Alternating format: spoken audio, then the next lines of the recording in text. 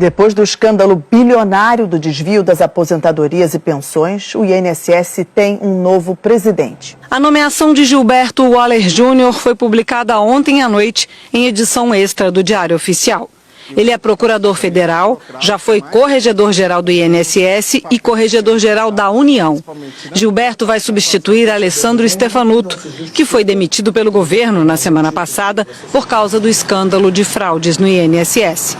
A ministra de Relações Institucionais, Gleisi Hoffmann, diz que foi uma escolha do presidente Lula e não do ministro da Previdência, Carlos Lupe, que tinha indicado o antecessor.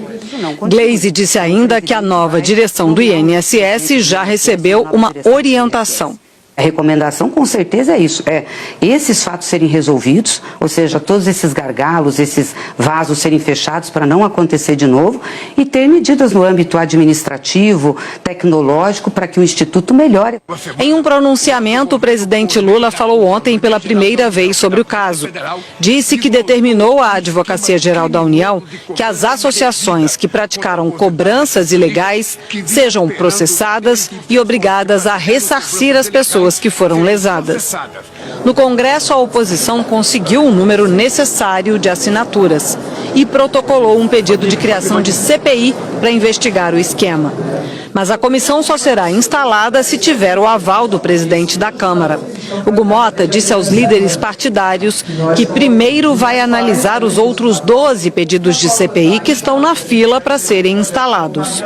Não é questão de pular fila. Ele diz que muitas CPIs foram constituídas no momento em que aquela matéria estava aquecida, aquela matéria era de momento, mas que não impede de outras matérias agora serem apresentadas. CPI é bom quando você pega um tema e começa a investigação. A investigação está sendo feita de forma clara, contundente pela Polícia Federal e pela CGU. A linha da Polícia Federal e da CGU é ir para cima e investigar tudo. O Tribunal de Contas da União adiou para a semana que vem o julgamento de recursos apresentados pelo INSS e por associações contra uma decisão do próprio TCU de julho do ano passado. O tribunal tinha recomendado medidas para evitar fraudes e 2 ministros do próprio TCU criticaram a demora. O processo não voltou à unidade técnica para monitoramento, ou seja, o TCU não tinha como avaliar se a cautelar que foi deferida estava sendo cumprida ou não. E nesse passo, os aposentados, os velhinhos, como foram aqui referidos, continuaram a ter todos os descontos efetuados. O relator Haroldo Cedras diz que o caso vinha sendo monitorado.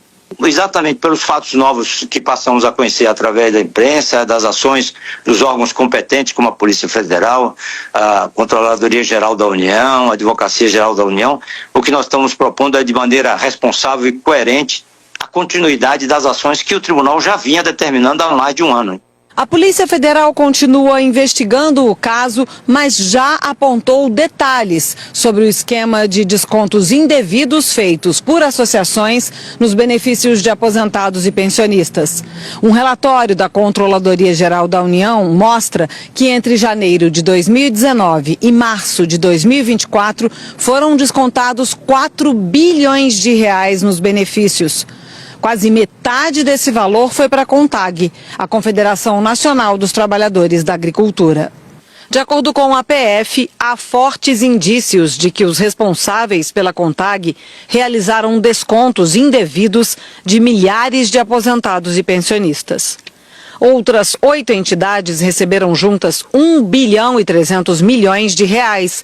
E de 2019 para cá, os valores arrecadados subiram 2.000%. A CGU também destacou os indícios de fraude em outras 2 associações, a Associação dos Aposentados e Pensionistas do Brasil e a Associação dos Aposentados e Pensionistas Nacional. As 2 foram presididas ao mesmo tempo por Cecília Rodrigues Mota, entre 2017 e 2020. A PF identificou que Cecília fez 33 viagens no ano passado, incluindo destinos como Dubai, Paris e Lisboa. As viagens duraram pouco tempo e tinham alta movimentação de bagagens, indicando, segundo os investigadores, transporte de valores físicos, dinheiro ou documentos estratégicos. Em uma dessas viagens para Dubai, por exemplo, Cecília e outras 3 pessoas despacharam 31 malas. A CGU também revelou que o esquema prejudicou pessoas que não tinham condições de autorizar os descontos nos benefícios, como indígenas que vivem em aldeias e que não sabem ler ou escrever, e pessoas com doenças graves. A CONTAG afirmou que coordena um sistema com federações estaduais e sindicatos de trabalhadores, entre os quais estão aposentados e pensionistas rurais, que autorizam o desconto da contribuição associativa, que sempre atuou com ética, responsabilidade e em conformidade com as normas e que defende a transparência das investigações. As outras entidades citadas não deram retorno ao nosso contato. A defesa de Alessandro Stefanuto diz que ele é inocente. Em nota, a defesa da AMBEC afirmou que a captação e filiação de seus associados é feita por empresas privadas e que, por isso, se confirmado qualquer tipo ou confirmada a fraude, a entidade também foi lesada. Mariana.